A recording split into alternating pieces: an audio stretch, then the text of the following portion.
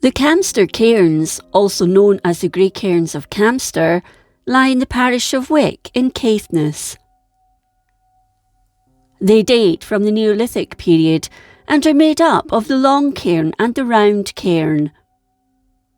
Originally, they looked just like grassy mounds, but in fact, when they were excavated, it was found they had grass roofs.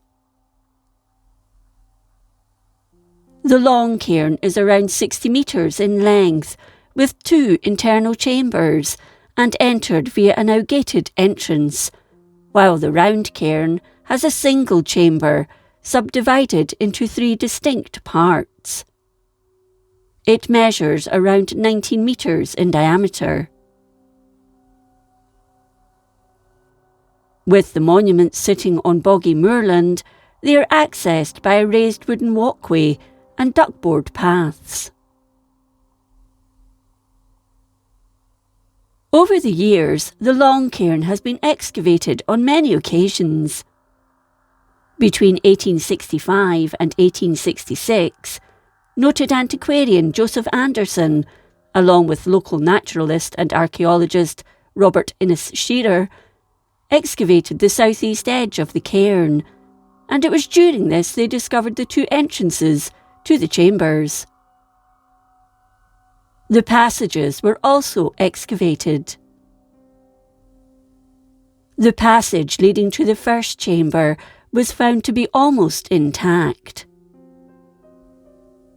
The roof of the passage and outer compartment of the second chamber had also survived, but the rest had collapsed over the years. Within the chambers, human and animal bones were discovered.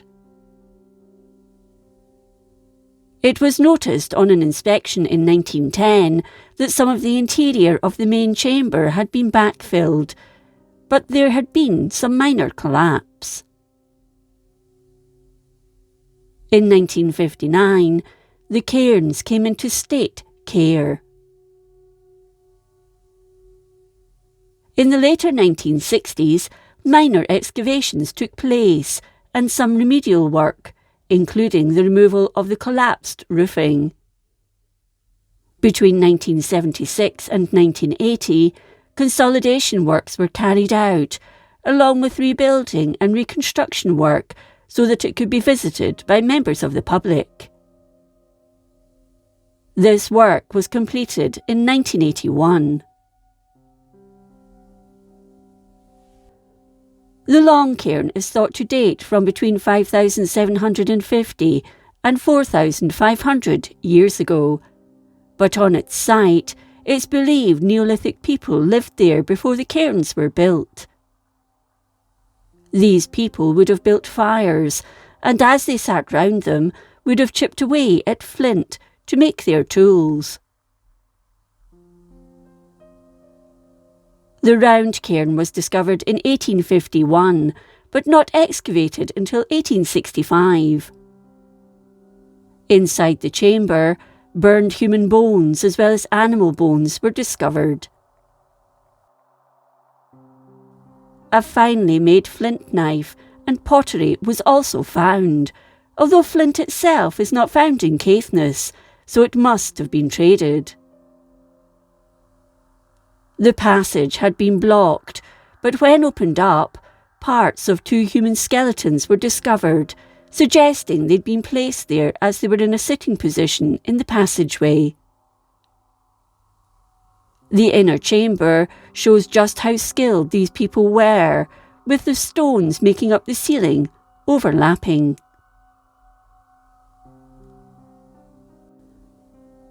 Once, a French governess visited the round cairn and got stuck inside it. According to Noel Middleton in the 1880s, she refused to return the same way she had entered, and those with her had to get a ladder to help get her out through a hole in the top of the cairn.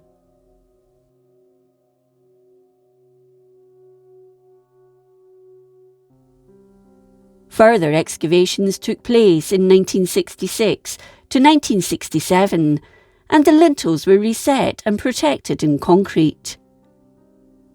At the front entrance, an area defined by a dry stone wall leading to it was discovered. The lack of excavation at the Round Cairn means its history has not been as well understood as that of the Long Cairn, but it is believed to have been built around the same time as the nearby Long Cairn. Both cairns were reconstructed in the later 20th century to what we see today, and this leaves questions about the original cairns, as they have been substantially changed. They do, however, give an idea of the skills of the early farmers in Caithness, as it would have taken many people to construct them over a considerable period of time. It also demonstrates the high level of cooperation between them.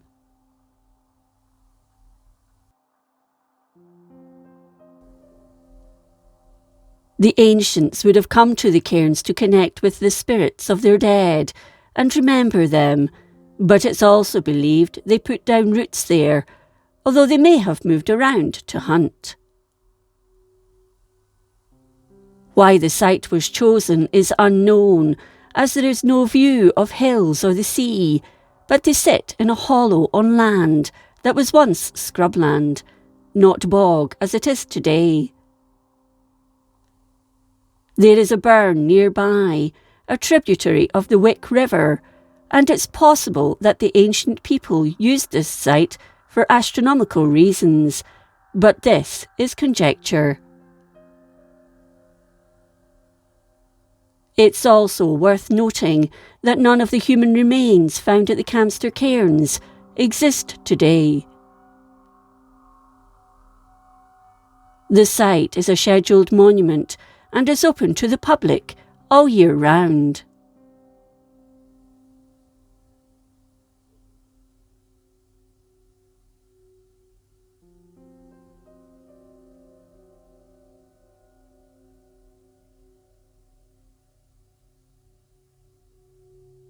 If you enjoyed this episode of Scotland's History, please like, comment and subscribe. Until next time, thank you for watching.